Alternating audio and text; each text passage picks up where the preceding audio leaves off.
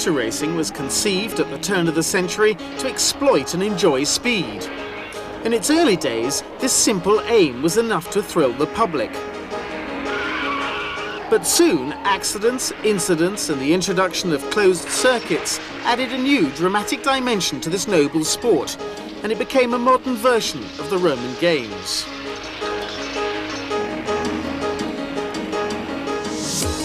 For everyone, risk began to outweigh progress. The notion of accident, of death even, became inseparable from the sport itself and the fascination that it exuded. It was, besides, the natural consequence of almost inevitable martyrdom. In fact, up until the end of the 60s, fate dictated that one Grand Prix driver in 10 would be killed during each Grand Prix season. The idea of safety for drivers until then was almost ignored by those who ran the sport, more concerned with the protection of spectators. It was understood that the drivers themselves only raced because they loved to court danger.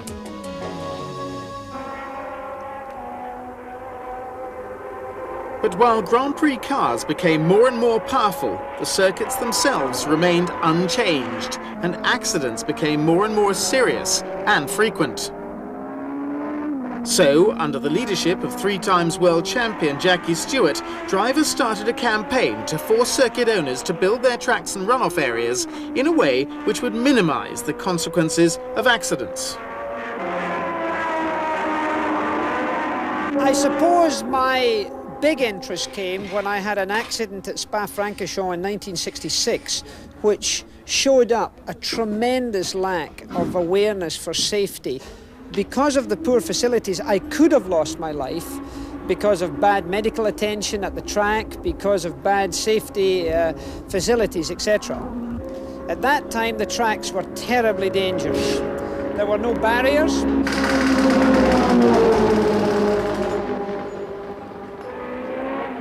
There were earth banks that were no more than launching pads for the race cars when they left the track. There were trees that were there unnecessarily and many other hazards that could have been avoided.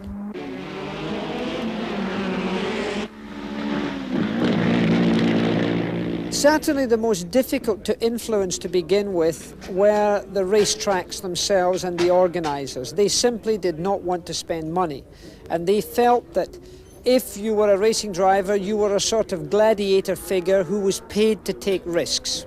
At that time, the race cars themselves had a lot to be done, but we were not advanced enough in our thinking to look at that side of it at that moment. I think the strongest lobby was unquestionably through the media. Who the people were behind that lobby, I to this day still do not know. But I suspect it was the track owners at that time who were seeing their money having to be spent on facilities that were not going to improve their gait or their pocket.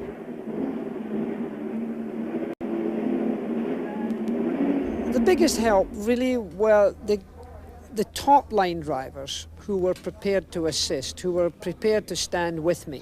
Some of them were less strong. They had commercial interests. Their teams were putting a lot of pressure onto them. If a track wasn't safe enough and we decided not to race there or to ask for changes, some of the team managers were not very kind. The rest of the drivers in some cases were not very supportive, even though they were being themselves helped, which disappointed me very much. In my own case, and in the era that I drove in, I'd been wanting to be a racing driver for so long that one never even gave any thought to the question of safety, either one's own safety or the car. One was just so pleased to be able to race a car. I mean, it was nice to get paid or get some money for doing something I wanted to do and loved doing anyway, but I'd really have done it for nothing. So, yeah. You know, you were doing something that you loved, and if something went wrong, well, you just accepted that as part of what you were doing. I often thought, you know, one talked about trying to make the cars a bit more secure, but, you know, with somebody like Colin Chapman, it was a little difficult. There were therefore two areas to be tackled. Tradition dictated that while Formula One symbolised the ultimate in motor racing, it was quite natural for it to be dangerous. There was no question that it should be made less risky, for it might devalue it. This point of view was appallingly expressed by Louis Chiron, a star of the 30s, who proclaimed that at present drivers no longer know how to die. Today, however, the idea that everything should be done to make Formula One as safe as possible is no longer considered strange, but is even encouraged. So, for the last 20 years, circuits as a whole have undergone changes. The first Grand Prix at the turn of the century were at least run on closed roads, but very often the lap length was as much as 60 miles, which restricted rapid and efficient rescue in case of accident. Tracks were scarcely even surfaced, so grip and visibility were minimal, while the almost brakeless cars were narrow and tall, which made them very unstable. In the 20s, road surfaces improved, but still, most Grand Prix venues were little more than public roads closed for the weekend with little or no preparation.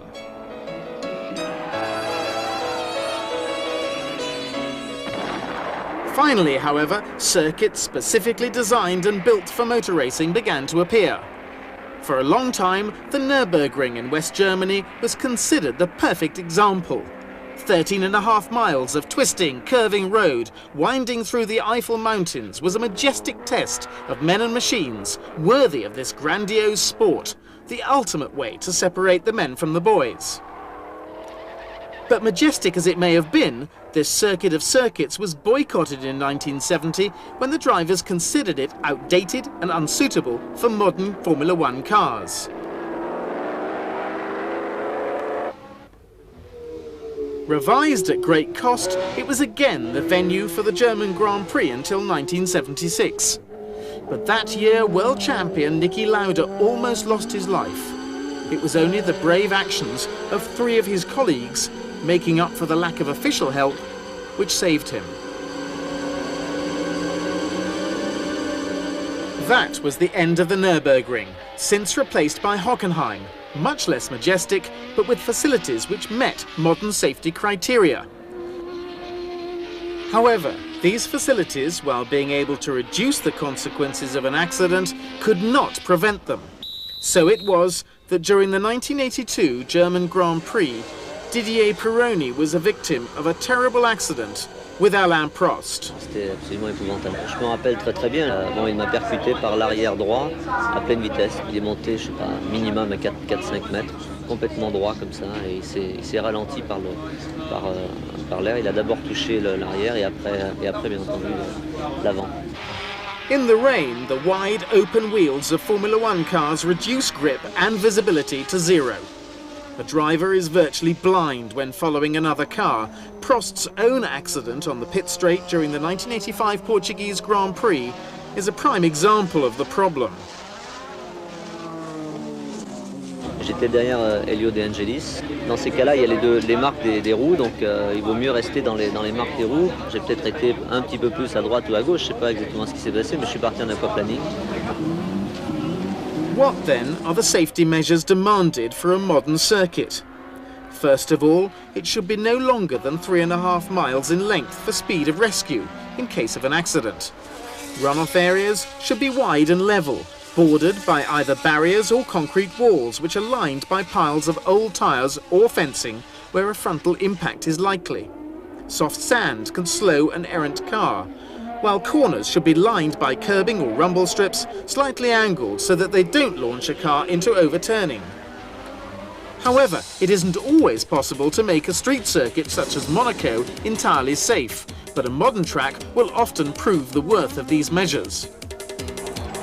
Since these measures have been enforced then, the tragic roll has been reduced. Cars still leave the track of course, and sadly there are still injuries.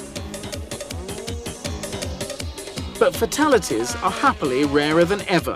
One of the reasons for that statistic is that medical services, under the direction of Professor Sidney Watkins, have been widely reorganised.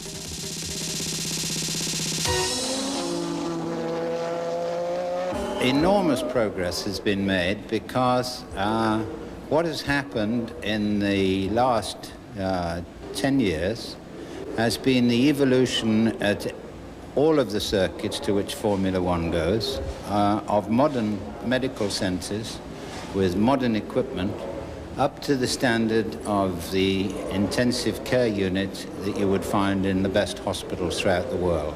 The first phase is to rescue the pilot from the accident. And the modern technique for that is to have interception cars driven by experienced race drivers who are stationed around the circuit. And in each car there will be a doctor, a resuscitation expert, and perhaps a paramedic or a second doctor. And the car will go to the scene of the accident and, if necessary, start to resuscitate the driver actually in the car, because it's very important to start the treatment immediately, or as immediately as one possibly can, so as to minimize the effects of the accident. And that is now done in the car. At the same time, in spite of the resistance of the car constructors, the sporting body has implemented tight regulations which guarantee that the drivers can count on certain standards of strength in the cars that they drive. Technical progress has also played its part. Alla fine degli anni 70 e inizio degli anni 80 a livello sicurezza c'era ben poco. Purtroppo furono gli anni di grossi e tragici incidenti. Dall'82 fu l'introduzione dei nuovi materiali, i compositi. Passammo dalle vetture classiche in metallo alle vetture composite. Un'altra data importante fu 4 anni fa, quando passammo al crash test vero e proprio. Oltre alla cellula di sopravvivenza fu introdotta la prova d'urto per provarla effettivamente.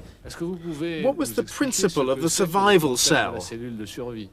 Diciamo che poniamo delle dimensioni minime di costruzione dello chassis, sia come abitabilità del pilota, sia come impiego di materiali. Diamo delle dimensioni minime e la qualità minima dei materiali da utilizzare. Filipe Alio's incredible accident in the 1988 Mexican Grand Prix was proof that these worked. He emerged unscathed from his Lola. Negli anni 50 e fino alla fine degli anni 70 il problema dell'incendio fu quello più grave. Oggi possiamo dire che fortunatamente è scomparso questo. Formula One cars have to be fitted with soft fuel tanks, which, like the self-sealing valves and fuel lines, are of aviation standard. A well-indicated exterior cut-off switch and an on-board automatic fire extinguisher are also obligatory, while a tank of medical air will allow a driver to breathe for 30 seconds in a fire without risk of lung damage.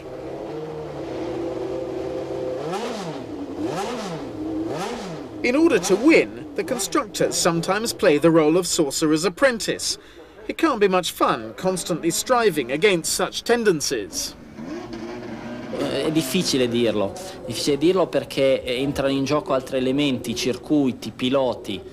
È un equilibrio sempre difficile da trovare e, come dicevi tu prima, c'è una costante corsa da parte dei team per migliorare le prestazioni e da parte della federazione di contenerle in limiti di sicurezza. So the governing body sometimes has to apply the brakes and put a stop to things. Beh, è stato fatto qualche anno fa, è stato fatto adesso col motore atmosferico. Tra le altre ragioni per cui il turbo compressore è stato vietato è stata anche quella di ridurre le potenze a limiti più ragionevoli. Yes, but surely on that point you failed, because normally aspirated engines promptly beat the times of the turbo cars. Certamente, è il progresso. Se ci fossero stati ancora i turbo saremmo ancora più in là. It was also imperative to ensure that Formula One cars, with their incredible grip, did not become ballistic missiles should they lose control. Consequently, the width of cars' slick tyres was limited in the early 80s. The governing body also fought a long battle to contain aerodynamic progress, which was constantly improving grip. It all started at the end of the 60s, when wings were first introduced, but their growth was soon limited after a series of structural failures. The situation reached a peak at the end of the 70s with ground effect. The ultimate in this development was Gordon Murray's Brabham, which was equipped with a fan to suck the car to the track. But it was banned after winning its only race. Colin Chapman introduced movable sides to the cars to prevent interference with the airflow under the car, and with a shaped underbody produced a Venturi effect, which also sucked the car to the track. This was the era of skirts, outlawed in 1983. Another important safety area was that of drivers' dress. To begin with, they wore blue overalls and reversed flat hat. In the 30s, Nuvolari wore a skull cap, but it wasn't until post-war that the helmet made its first appearance. Drivers in the 50s still preferred the lightness of a cotton shirt and cloth trousers to anything more robust.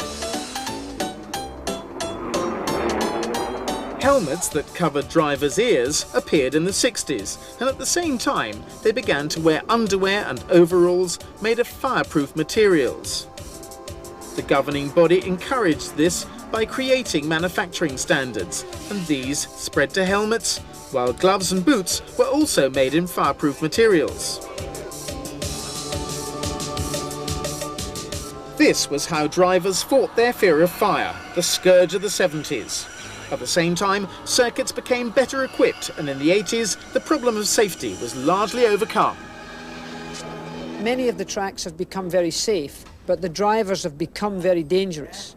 And now it's a question of policing those drivers, not just when they reach Formula One, but when they start off from Formula France or Formula Italy, to Formula 3, to 3000, and finally to Formula One.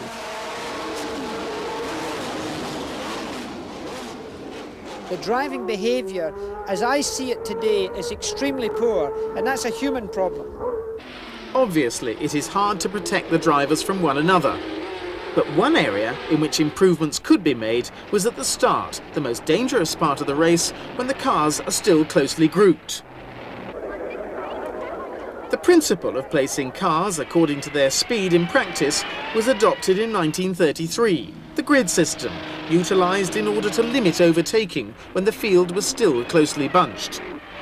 But the cars became so wide that the system had to be fine-tuned to limit accidents, spacing cars further apart on the grid. A 2x2 grid replaced the previous 3-2-3 configuration, and that was then staggered.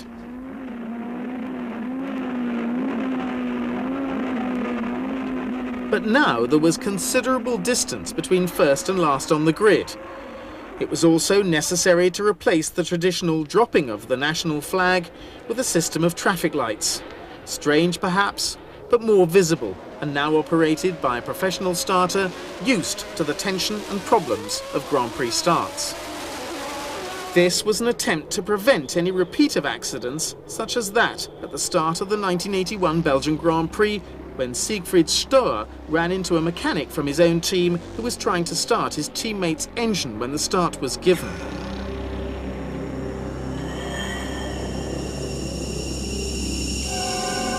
It also attempted to prevent the possibility of a car failing to start on the grid and being hit by another.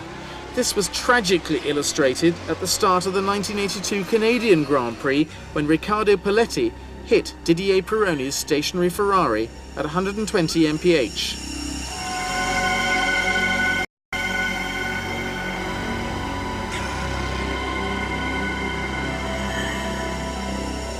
This was strangely ironic. 2 months later, Didier Pironi had to be cut from the wreckage of his Ferrari at Hockenheim. He was so badly injured that he thought Professor Watkins recommended immediate amputation, although this is disputed by those involved. He had just recovered consciousness when I arrived at the accident. He recognized me.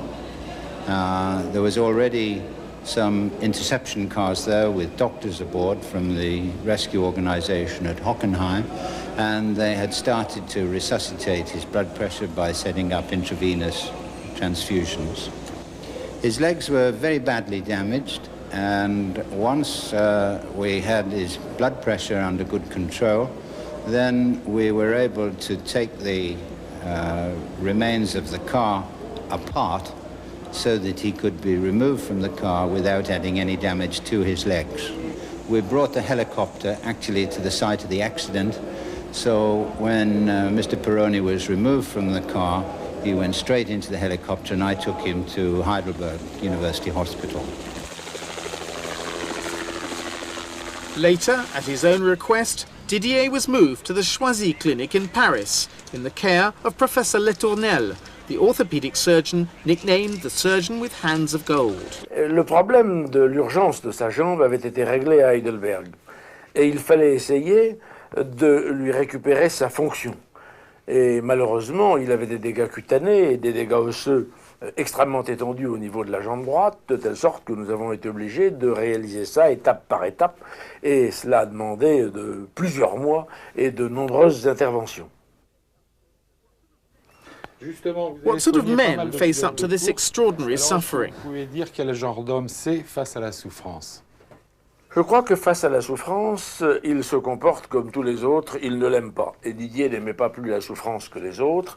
Ils avaient cependant, ils ont tous un courage assez exceptionnel, une volonté de récupération absolument fantastique. Ils sont d'ailleurs, lorsqu'ils sont accidentés, dans des conditions physiques fantastiques et formidables qui facilitent notre travail.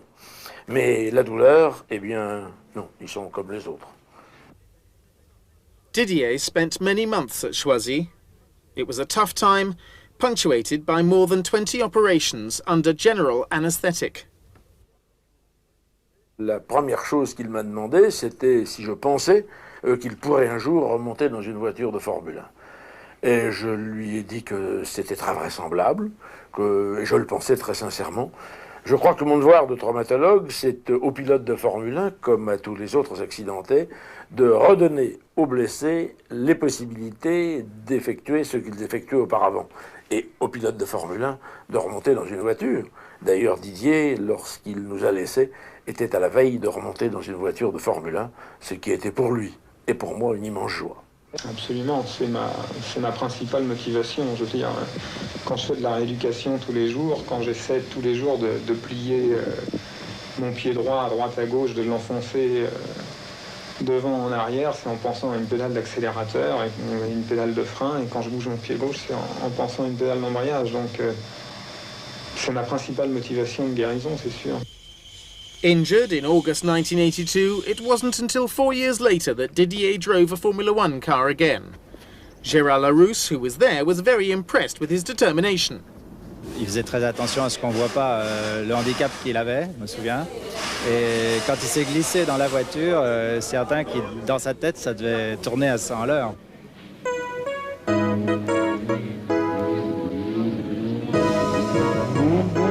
The test took place at Dijon in a Ligier during a closely guarded private session. Il avait tourné très bien, de manière très constante, à la Didier, quoi. C'était un type tellement déterminé et volontaire. Avec une bonne voiture, Didier pouvait redevenir champion du monde. His future, however, was already sealed.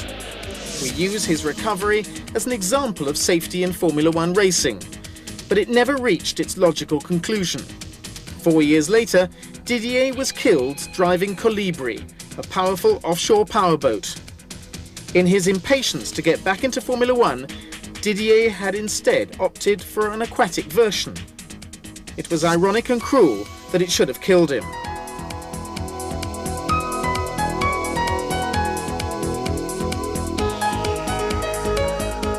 The moral of the story is that racing remains racing and drivers remain drivers. In spite of all the efforts and all the progress that has been made in safety, it would be wrong to believe that you could turn this high-risk sport into a secure and innocent game. These days, Grand Prix drivers pay for their sport less frequently with their lives. But accidents happen and will continue to happen. They are an integral part of motor racing. But constant vigilance is also vital, particularly concerning technical innovation, if one is to avoid the terrible toll of the 50s and 60s when, each year, it was inevitable that one driver in 10 would not survive the season.